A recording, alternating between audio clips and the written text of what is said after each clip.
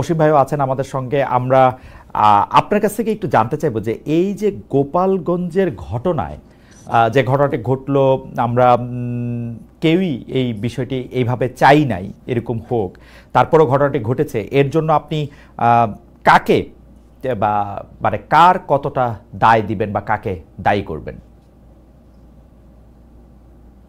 মানে এখানে তিনটা পক্ষ যদি আমরা শফিক ভাই দেখি, যে সরকার, এনসিপি এবং যদি আমি বলি যে নিষিদ্ধ ঘোষিত যে সংগঠন আওয়ামী লীগ বা গোপালগঞ্জের মানুষ, কাদের আপনি দায়ী করবেন জনাব শফিকুল ইসলাম মাসুদ?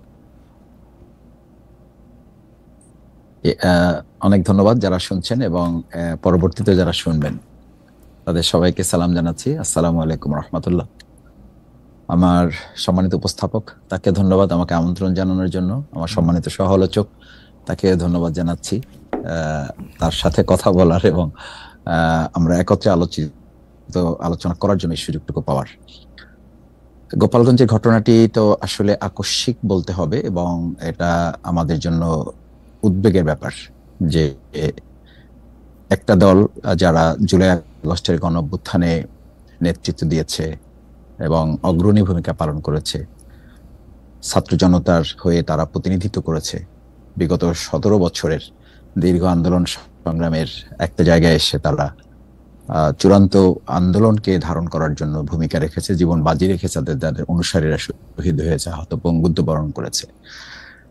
সেই ছাত্র জনতার চেতনা থেকে তাদের যে দল এনসিপি গঠিত হয়েছে, তারা জুলাই আগস্টের গণঅভ্যুত্থানের চেতনাকে সারা দেশের মানুষের কাছে পৌঁছে দেওয়ার অংশ হিসাবে তাদের থেকে কর্মসূচি জানিয়ে দেওয়া হয়েছিল আগেই, এবং প্রত্যেক জেলায় তাদের যে পদযাত্রা বা তাদের যে কর্মসূচি, নিশ্চয়ই সেটা গোপালগঞ্জ এবং ওই সংশ্লিষ্ট বিভাগ, আমি যতটুকু জানি যে প্রশাসনকে তারা লিখিত মৌখিকভাবে জানিয়েছেন এবং তাদের অনুমোদন বা তাদের থেকে অবহিতকরণের পরেই তারা কর্মসূচিগুলো পালন করছেন। খুব স্বাভাবিকভাবেই সেখানে প্রশাসনের যদি কোনো লিমিটেশনস থাকে বা তাদের কোনো কনসার্ন থাকে, সাধারণত আমাদের বিভিন্ন সময় এটা তাদের থেকে জানানো হয়।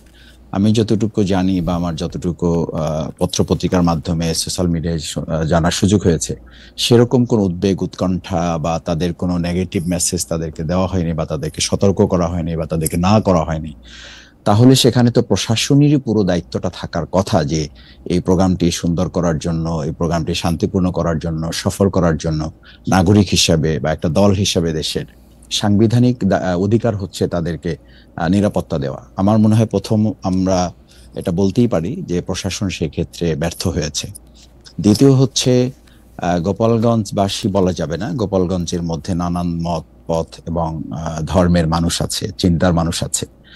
সেখানে কতিপয় ফেসিবাদের দোসর যারা, ফেসিবাদের অংশ যারা, আওয়ামী, ছাত্রলীগ, যুবলীগ, যারা নিষিদ্ধ সংগঠন এখন রাষ্ট্রের থেকে, আমরা দেখেছি মিডিয়ার কল্যাণে যে তারা প্রকাশ্যে দিনের বেলায় একেবারে ভর দুপুরে ককটেল বিস্ফোরণ ঘটিয়েছে, আগ্নেয়াস্ত্র ব্যবহার করেছে এবং চেয়ার টেবিল ভাঙচুর করেছে।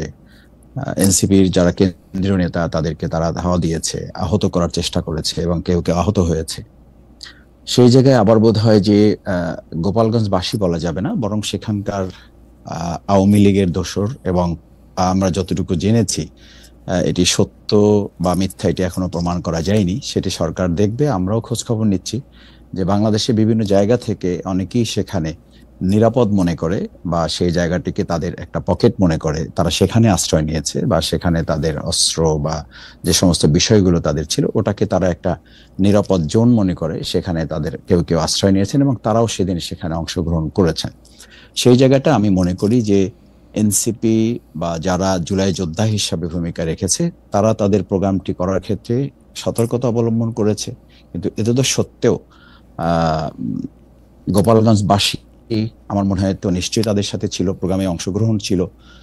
প্রশাসনের পক্ষ থেকে যে নিরাপত্তাটা নিশ্চিত করতে পারতো সেই জায়গাটা না হওয়ার কারণে একটা পর্যায়ে গিয়ে আসলে অস্ত্রের মুখে তো সাধারণ কোনো নাগরিক বা বিশেষ করে কোনো দল যারা সাংবিধানিক জায়গার মধ্যে থাকে, নিয়ম নীতির মধ্যে থাকে, তারা তো অস্ত্রের মোকাবেলা করতে পারে না, সেই জায়গাটা প্রোগ্রামটা তখন সফল হয় নাই এবং তারা বেরিয়ে আসাটা নিরাপদ হয় নাই। মাসুদ ভাই, আমি 2-3টা বিষয় একটু আপনার কাছে জানতে চাই যে আপনি প্রশ্ন ব্যর্থ হয়েছে সেটা আপনি বলছেন, তা আমাদের প্রশ্ন হচ্ছে আপনি যদি একটু দ্রুত একটু বলতেন যে প্রশ্নের এই ব্যর্থতা কি ইচ্ছাকৃত নাকি তাদের সামর্থ্যের অভাব?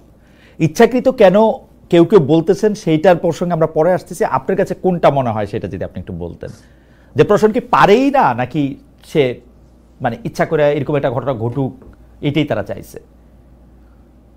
আমি এটা মনে করি না যে প্রশাসন পারবে না, কারণ প্রশাসনে তো ফুল সেট আপ আছে। ব্যাপারটা তো এরকম না যে এখানে এসপি নাই, ডিসি নাই, তাদের যে সাংবিধানিকভাবে তাদের যে অধিকার প্রয়োগ করার, সেই প্রয়োগ করার ক্ষেত্রে তাদেরকে খর্ব করা হয়েছে, সেটা নাই। ব্যাপারটা তো এরকম না।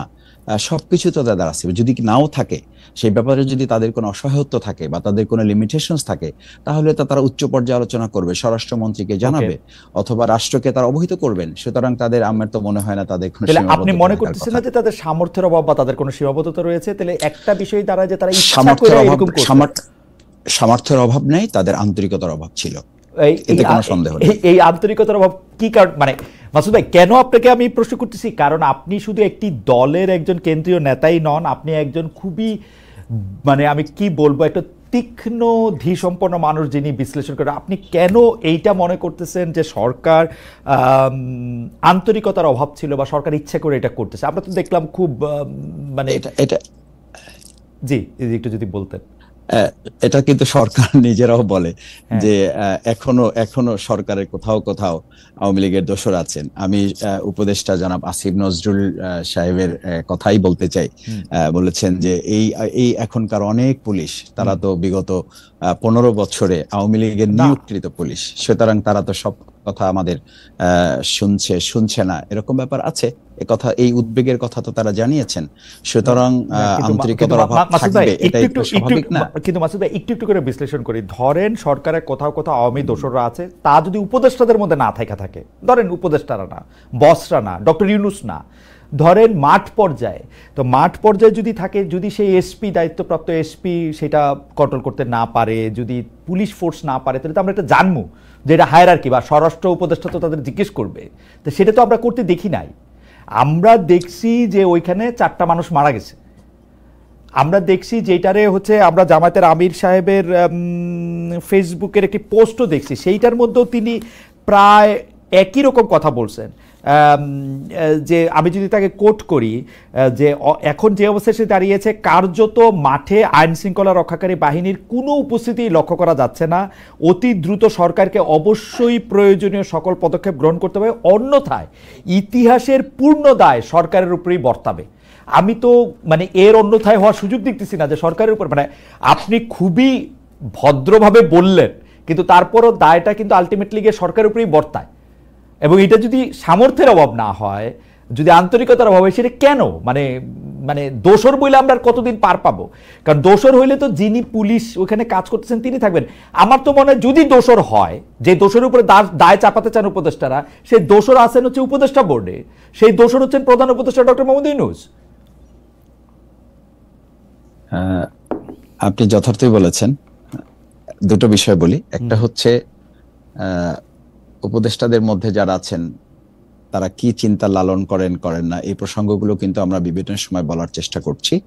এবং আজকে আমাদের যে বিক্ষোভ মিছিল ছিল, কেন্দ্র ঘোষিত কর্মসূচি, সেই কর্মসূচির অংশ হিসেবে ঢাকা মহানগরী উত্তর এবং দক্ষিণের যৌথ কর্মসূচি ছিল বাইতুল মোকাররমের উত্তর গেটে বিকেল 5টায়। সেখানে ডাক্তার সৈয়দ আব্দুল্লাহ মোহাম্মদ তাহের, সাবেক এমপি, উনি প্রধান অতিথি ছিলেন, সেক্রেটারি জেনারেল সহ অন্যান্য বিশেষ অতিথি কেন্দ্রীয় নেতৃবৃন্দ ছিলেন। সেখান থেকে আমরা পরিষ্কার যারা গোপালগঞ্জে দায়িত্ব পালনে ছিলেন তাদের ব্যাপারে আমরা প্রত্যাহার করার জন্য বলেছি।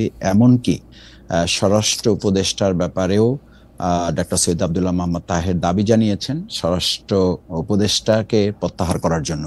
তার মানে আমরা আসলে কোনো অংশটাকে বাদ রেখে এটাকে কোনো যাচাই বাছাই বা কোনো রাগঢাক রেখে আমরা কথা বলিনি। আমরা কথা বলেছি যে এটা জানমালের নিরাপত্তার প্রশ্নে সরকারের দায়িত্ব। সেখানে আমাদের যদি কোনো কনসার্ন থাকতো সেটা সরকার বা প্রশাসন তো আগেই আমাদেরকে জানানোর কথা। যেহেতু তারা এটা জানাননি, সুতরাং সেখানে জানমালের যে কোনো ক্ষয়ক্ষতির দায় দায়িত্ব সরকার এবং প্রশাসনকে বহন করতে হয় এবং বহন করার কথাই আমরা স্পষ্ট করে আমিরে জামাতও বলেছেন। আজকেও আমাদের বিক্ষোভ সমাবেশ ছিল, সেখানে এটা আমরা স্পষ্ট করে আমাদের দাবির কথা বা আমাদের আহ্বান আমরা সরকারের কাছে রেখেছি, জনগণের সামনে উপস্থাপন করেছি। এনসিপির প্রসঙ্গে একটু আসি মাসুদ ভাই, আপনি সরকারের প্রসঙ্গে আপনাদের অবস্থান আসলেই স্পষ্ট, দর্শকরা যেটা বোঝার সেটা তো নিশ্চয়ই বুঝবেন। আমি একটু এনসিপির প্রসঙ্গে আসি। অনেকে বলছেন, কেউ এনসিপিকে দায়ী করতেছেন যে এনসিপি বিভিন্ন উস্কানিমূলক আচরণ করেছে। একটি তারা করেছে হচ্ছে সকল জেলায় বা সকল মুভমেন্টে পদযাত্রা বললো, এটাকে মার্চ টু গোপালগঞ্জ বলেছে। তাদের সমর্থিত কেউ গোপালগঞ্জে বিভিন্ন রকম নাশকতা কাজকর্মের কথা বলেছে। কেউ এটিও বলে থাকেন যে তাদের বক্তব্যের বেশিরভাগ জুড়েই আক্রমণাত্মক এবং অন্যান্য বিষয়ে স্লোগান তোলা হয়েছে। আপনি এটা থেকে কি মনে করেন যে মানে এনসিপি যা করেছে রাজনৈতিক কর্মসূচি হিসেবে তার মধ্যে আপনি কোনো প্রবলেম দেখেন কিনা?